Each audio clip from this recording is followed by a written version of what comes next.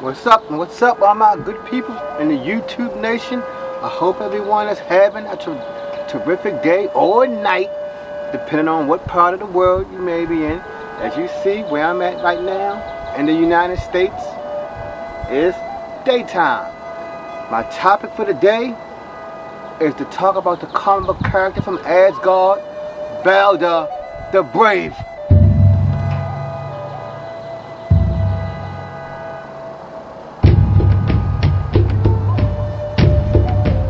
If you are aware, Baldr the Brave is an Asgardian. He is a member of the Warrior 3, but something that I didn't know for years. Now, I started reading the comic books in the 1980s.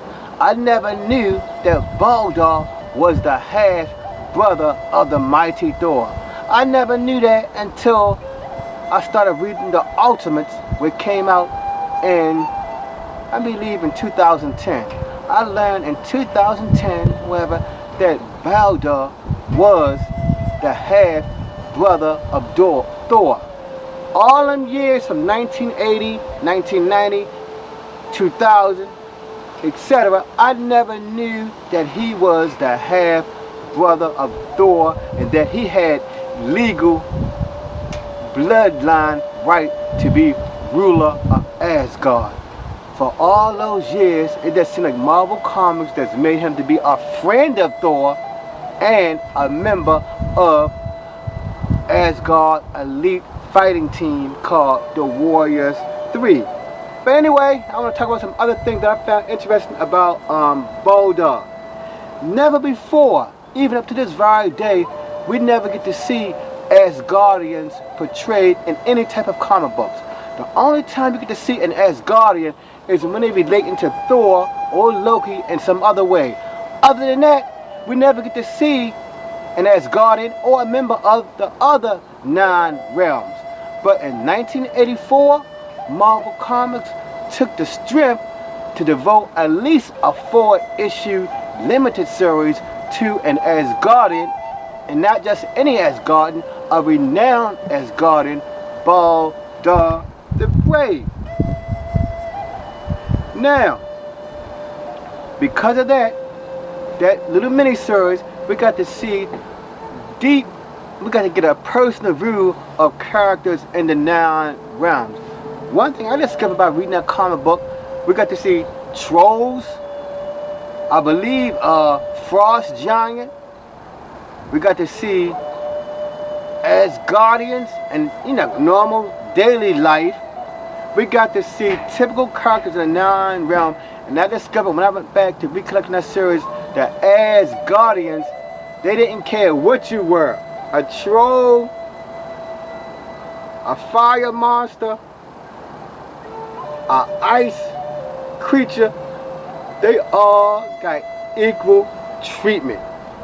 If you was a devious, demonic troll, the Asgardians and whoever will put you in a place.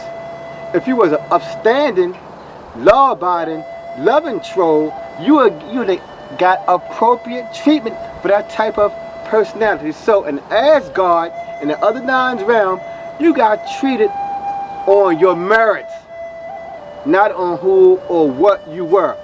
You was treated based on the content of your character and the content of your heart. In Asgard and all those 9 realms, everyone got treated the same, regardless of what species they were. Like I said, trolls, lizards, frost giants, on and on and on. You got equal treatment based on your character. So Asgard was a truly open society. They did not put you down because of your species, because theirs really species. They did not put you down because of what you were. You only got dealt with based on who you were. So like I said, if you take the time to read that series from Baldr the Brave in 1994, it gives you a deeper understanding of the 9 realms and how Asgard works from a non-member of the royal family point of view. I know back in the early 2000s, 2009, 2010, there was a series devoted to Thor when he was a young lad. But still, it was focused on the exploits of Thor. It was devoted to him being a warrior. Not with this Baldr series. We got to see him being a warrior, but we got to see his love interest, which was a woman called Cornelia.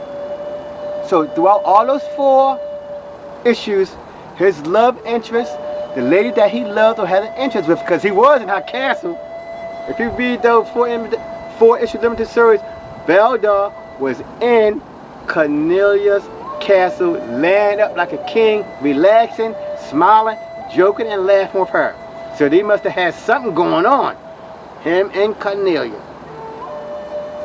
Baldr was not putting her to the side.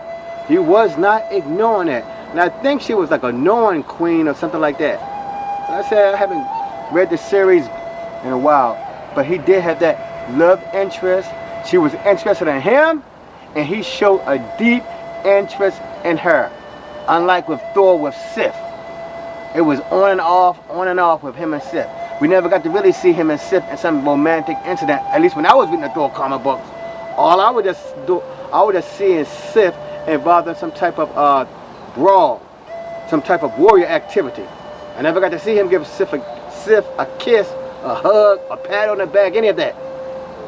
Even back in 1994, like I said, with Baldr and Cornelia, you got to see Baldr in her castle, living, relaxing and eating fruits in her house, talking to her, laughing with her.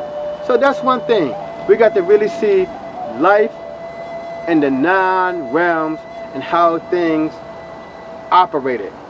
Like I said, we got to see his romantic relationship with Cornelia. One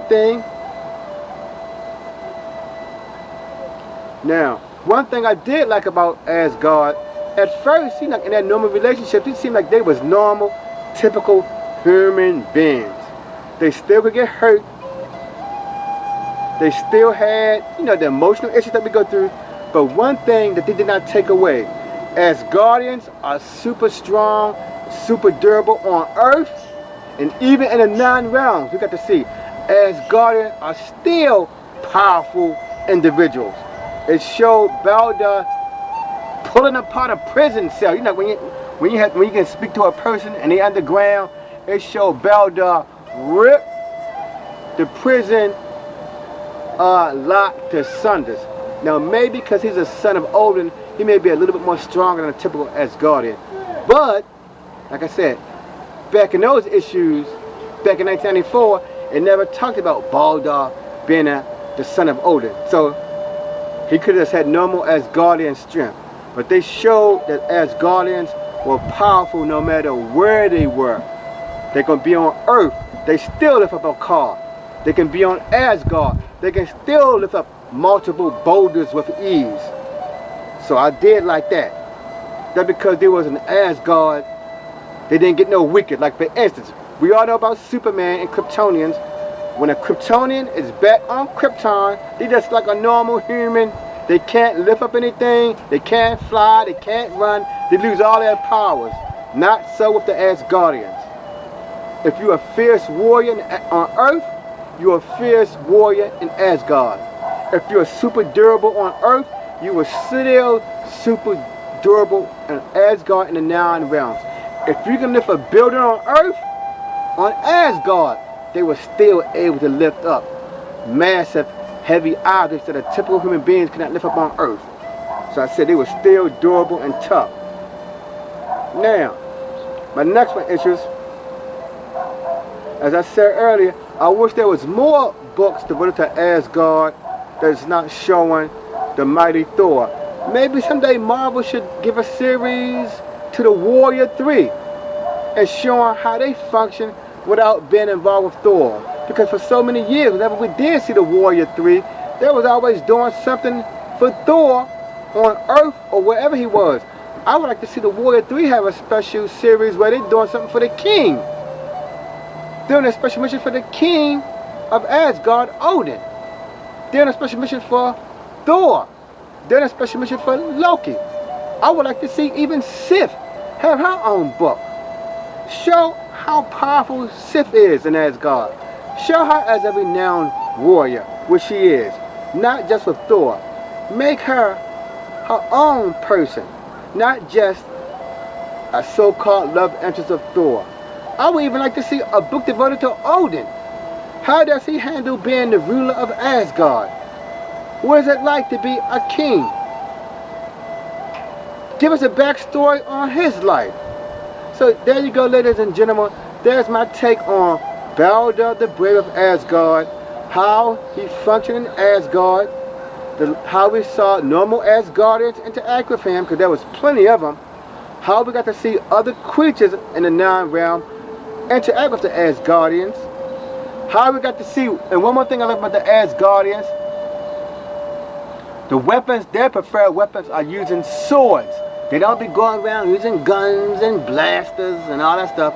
Their preferred weapon is swords. Now I get tired of them always talking like in Shakespearean talk.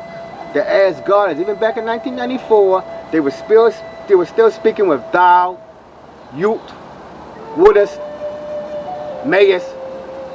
Man, come on! I just know Marvel just probably did that to make the Asgardians seem a little bit special, and now had them talk normal English. Because when we saw it in that Thor movies, no Asgardian was talking like they was in Shakespeare's day. They was talking typical, standard English, or whatever language the person was in. Because I'm sure the Asgardian, he probably have a mystical spell that enabled them to be able to talk in the language of whoever they interact with. Yeah, that may be the special ability of Asgardians and the Nine Realms, because it seems like all of them understand each other. The Asgardians can talk to the ice giants. The ice giants can talk to the troll. The trolls can talk to the Midgard serpent, and on and on and on. So maybe that can be a natural genetic gift of the people born in the Nine Realms. Whatever language you speak, you can interpret someone's language. Marvel Comics never point on that, because the Nine Realms, they basically like creatures living on different planets, and each can understand each other. That may be a unique, special gift that all of them Nine Realm inhabitants share, that they can interpret the language of anyone they talk to. That's something to think about that Marvel has never covered. That special ability to be able to interpret anyone's language. So, that's it for me, ladies and gentlemen. If you'd like, please give me a thumbs up. If you would like to subscribe to hear about other little interesting things I find interesting about any comic book that I find interesting in, please subscribe to the channel. Thank you for visiting. You all have a wonderful, peaceful, nice day. Take care.